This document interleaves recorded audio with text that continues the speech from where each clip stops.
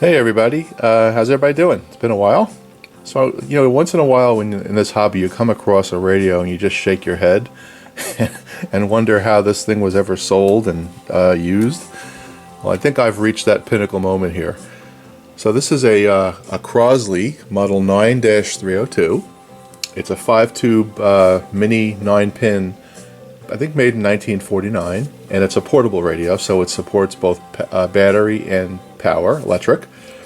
And I've got the schematic here, and you see the tube line up. There's no, obviously there's no rectifier tube. It has a selenium rectifier, which is right there. And it's got a 3V4, an IU5, an IL4, an IR5, and another IL4. And fairly straightforward radio.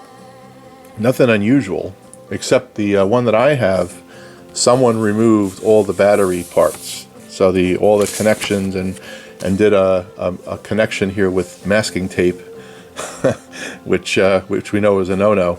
But there's something else about this radio that I think you want to see. So let me show you what that is. So here's the chassis. So the first thing you'll notice is the old masking tape. I still haven't dug in to figure out what they've done here. And you'll see that the chassis itself is really clean, actually. It's no rust, it's all aluminum. Really, really nice. The tubes are all close together, no problem. Tuning cap is mounted that way. It's a permanent magnet speaker. And let me flip it over and show you the other side. So I've started to do some work on this already, but I've stopped, and I'll tell you why in a moment. So the first thing I did is I removed the selenium rectifier, and I've put in a diode. And the diode that I put in there is a 1N4007. That should be plenty for this radio. I've replaced one of the filter caps. This is a 1000 microfarad 10 volt, and I've replaced just a few of the wax caps. I have a few more to do, but I have a couple of issues. So first thing is this coil, this wire here. Look where it is, just hanging out in the breeze. I have no idea what they did with it or cut it. I'm not sure if that's a mistake. I'm not sure yet. I have to dig into that. I haven't gotten it to play yet, obviously.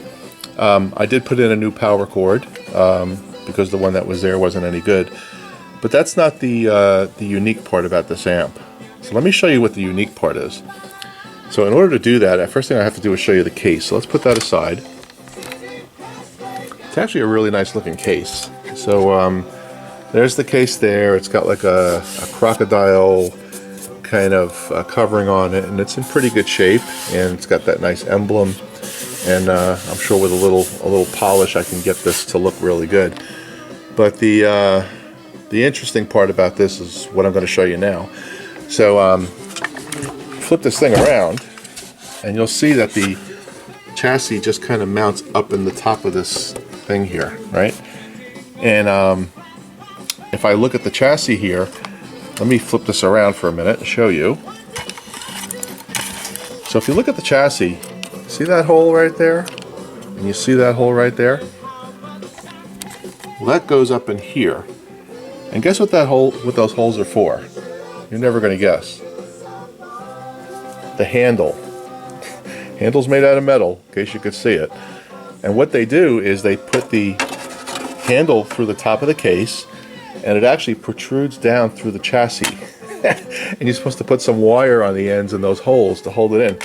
Imagine like dying from picking up a radio. Well, I don't know how they designed this thing or what made them think that was a smart move, but having the metal handle going through, and you'll see that the metal wraps all the way around here, right? So not safe at all. And this thing kind of goes through there, and that's how you pick it up. So that makes me wonder, is this thing really safe, first of all?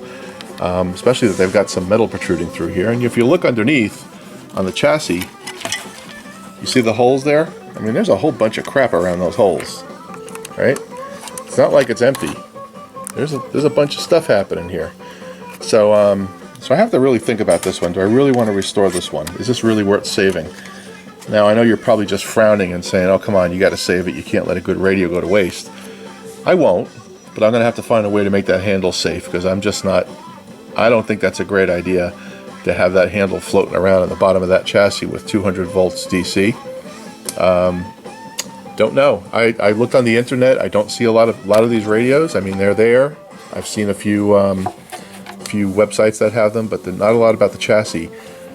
So that's the dilemma I have with this radio: is do I really want to put this together and kill somebody with it in 20 years?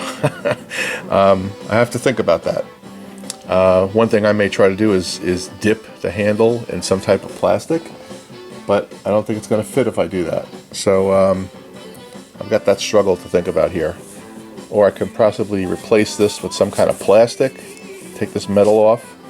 It does have screws, and replace it with some type of rigid plastic. Perhaps I can print something on my printer, but then it won't look authentic. So I have to think about that. If any of you have seen a radio like this, let me know. But that's the struggle I have with this thing at the moment. And it's a beautiful radio, right? This grain is in good shape. I'm sure it's going to restore really nice, but just a little scared about that. So anyway, tell me what you think. That's it for now. I'm going to continue to ponder. Do I continue on this thing and see where I go next? Or maybe I don't put a handle on it at all. I'll have to think about that. Anyway, that's the story for now. This is Ron, and I appreciate any comments or suggestions. Take care.